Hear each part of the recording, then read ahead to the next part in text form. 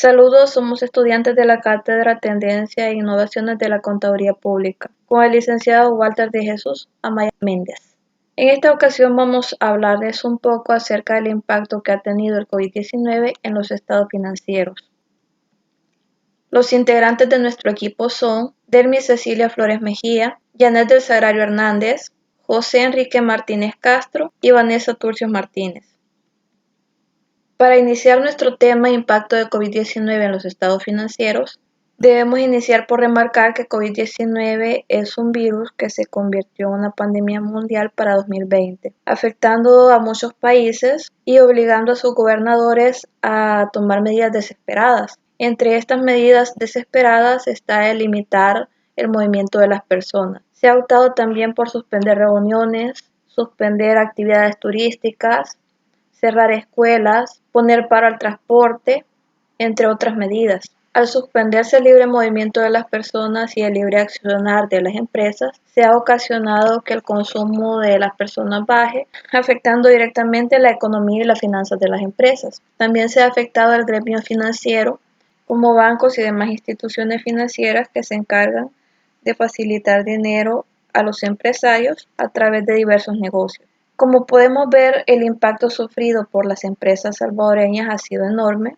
y es así que el empresario debe tener muchas consideraciones al realizar sus estados financieros. Debe tener primeramente claro que las proyecciones que realizó al iniciar este año ya no son válidas para la situación actual que estamos viviendo. También debe tener en cuenta que las implicaciones para los estados financieros incluyen no solamente la valoración de los activos y pasivos, también deben incluir la revelación sobre cómo se está accionando para salvaguardar la capacidad de la empresa para mantenerse con vida, es decir, para mantenerse como un negocio en marcha, y los riesgos que se adquieren al intentar mantener el negocio en marcha. Dentro de todo esto, el empresario, el contador, el administrador y todo el equipo que dirige la empresa de alguna forma debe tener ciertas consideraciones con respecto a los elementos de los estados financieros que se ven afectados. Vamos a iniciar a detallar esos elementos, comenzando por el deterioro del valor de los activos no financieros. En la situación actual, muchas empresas tendrán que considerar el potencial deterioro de sus activos no financieros, hoy más que nunca, debido a la crisis que se está viviendo.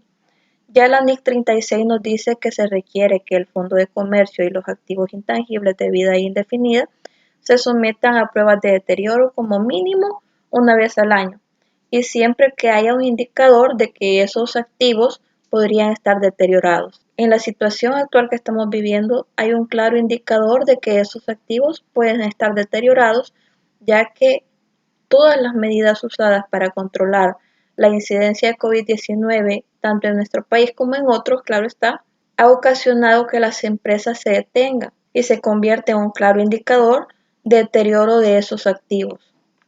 Otro elemento que los contadores deben considerar son las inversiones en entidades asociadas y negocios conjuntos, los cuales hayan sido contabilizados por el método de participación. Las participaciones en negocios conjuntos y asociadas se contabilizan generalmente según el método de participación o puesta en equivalencia. Estas deben ser evaluadas por posible deterioro rigiéndose bajo la NIC 28, que se denomina inversiones en asociadas y negocios conjuntos. Es necesario considerar que el impacto del COVID-19 y las medidas tomadas para controlarlo constituyen un claro indicador de deterioro, lo que exige la inmediata aplicación de esta NIC.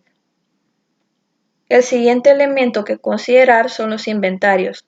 Debemos tener en cuenta que en la situación actual se hace necesario, se hace importantísimo reducir el valor de las existencias hasta su valor neto realizable.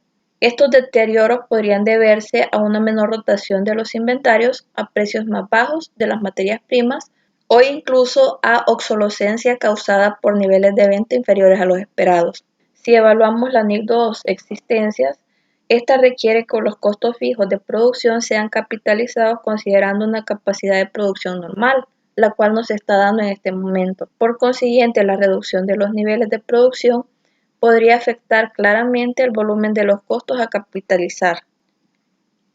El siguiente elemento es propiedad, planta y equipo. El virus podría implicar que la propiedad, planta y equipo estuviesen infrautilizados o sin usarse totalmente durante un periodo largo de tiempo y que los proyectos de inversión además pudieran suspenderse.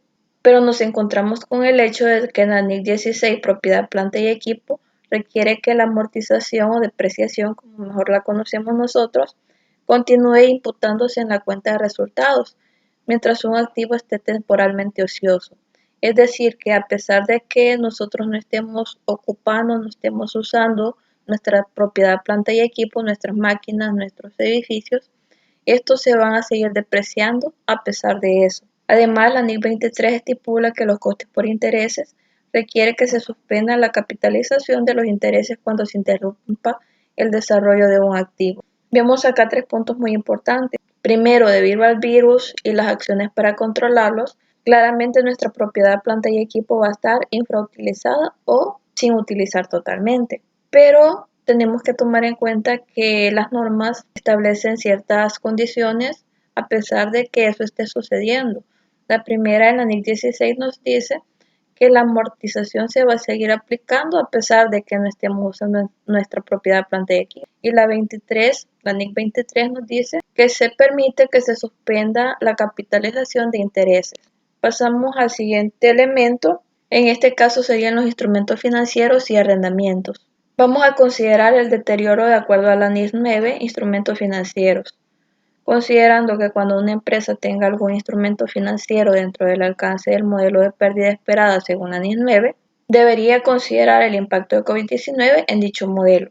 Los instrumentos a considerar incluyen préstamos, deudas comerciales, otras cuentas por cobrar, instrumentos de deuda no valorados a valor razonable con cambios en la cuenta de pérdidas y ganancias, activos contractuales, cuentas por cobrar por arrendamientos, garantías financieras y compromisos por préstamos. Tenemos ahí claramente algunos elementos de nuestros estados financieros que se han visto claramente afectados debido a las acciones tomadas para controlar el impacto de COVID-19. Pasivos no financieros. Entre los pasivos no financieros podemos encontrar las provisiones, las cuales están reguladas por la NIC 37, la cual nos dice que los pasivos y activos contingentes requieren que se reconozca una provisión, pero siempre y cuando exista una obligación presente como resultado de un suceso pasado o de algo que se viene arrastrando de periodos anteriores. Al hacer la comparativa con lo que se está viviendo actualmente, que es lo del virus, tal como lo muestra la lámina en la parte de abajo, en la cual nos dice que una entidad, si tiene una obligación de algo pasado, es muy probable que tenga que desprenderse de recursos que le puedan generar beneficios económicos para poder subsanar esa deuda. Como dije, al compararlo con la situación que se vive actualmente, podríamos colocar como ejemplo que una empresa tuvo que cerrar 2-3 meses. Debido a esto, al retornar a sus labores, ellos se encuentran que tienen obligaciones con terceros, los cuales pueden ser proveedores o acreedores, eh, eh, sistemas financieros, como son los bancos. Entonces, y a lo mejor no cuentan con la liquidez necesaria para poder subsanar estas obligaciones debido al impacto económico que ha tenido el virus. Entonces, a raíz de esto, esta empresa decide subsanar esa deuda a través de cancelaciones de contratos o de despidos, y es ahí, ante esas acciones, que se debe aplicar la normativa técnica y lo que nos dice la NIC 37 acerca de las provisiones para cumplir a consecuencia de la propagación del virus. Y pues, para poner un ejemplo claro, puedo mencionar un ejemplo en la empresa donde yo trabajo. Por ejemplo, ahí se fabrican camisas que para la cual el cliente requiere una etiqueta bien específica. Entonces se llegó a a un convivio con un proveedor en el cual se determinó hacer un contrato y el proveedor te dice, no, mira, yo te puedo fabricar las etiquetas a un determinado precio, pero también te puedo arrendar la maquinaria para que le fabriques tú mismo y pues te va a salir un poco más barato. Pero ¿qué sucede?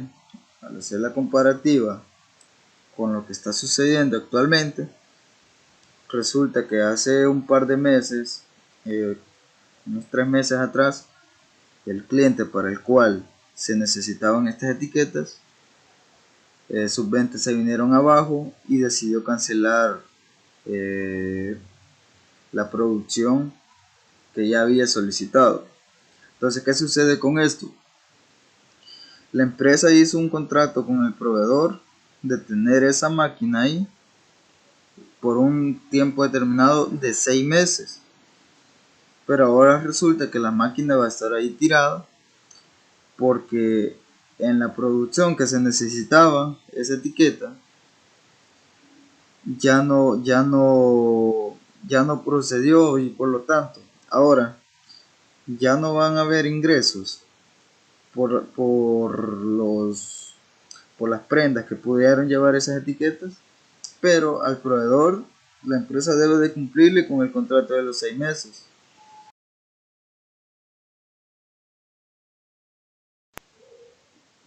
Luego tenemos lo que son los activos contingentes, lo cual, como lo dije en las láminas anteriores, son obligaciones que surgen a raíz de sucesos pasados. Por ejemplo, una de las medidas que los gobiernos tomaron para tratar de erradicar un poco lo que es el virus fue exigir a las empresas su cierre de manera temporal. Entonces, algunas empresas contaban con un seguro, el cual les podría cubrir una parte o todos los costos derivados de este cierre. Esto las empresas deberían de considerarlo si las pérdidas derivadas del COVID-19 están cubiertas por esas pólizas de seguro. Luego, el pago de dicho seguro se debe reconocer cuando la recuperación es virtualmente cierta. Esto ocurre siempre y cuando la aseguradora haya aceptado que la reclamación es válida y que la dirección cuente con la certeza de que la aseguradora puede cumplir con sus obligaciones. Luego tenemos lo que son las retribuciones a empleados y los pagos basados en acciones. Y en esta parte me quiero centrar más que todo en lo de los empleados. Y es que es de considerarse que se debe considerar, más bien dicho, la existencia de una obligación legal o implícita por parte de las empresas para con sus empleados en lo que es relativo al virus, ya que por ejemplo se debe tener, bueno, la empresa debe tener una obligación, por ejemplo, en pagos por enfermedades o pagos a empleados que se confinan por decisión propia, para los cuales podría generarse un pasivo. Y ahí es aquí donde cabe lo mencionado en las láminas anteriores, donde hacía mención que algunas de las empresas podría estar valorando la posibilidad de reducir sus planillas como resultado de los efectos del virus. Y es acá donde se relaciona con lo que es la NIC 19, que nos habla sobre las retribuciones a los empleados y la cual nos dice que se requiere que se reconozca un pasivo por despido siempre y cuando la entidad ya no pueda retirar la oferta de esos beneficios. Y también nos manda a la NIC 37, ya que también nos dice o cuando el reconocimiento de los costos de dicha reestructuración cumple con las condiciones de lo que es la NIC 37.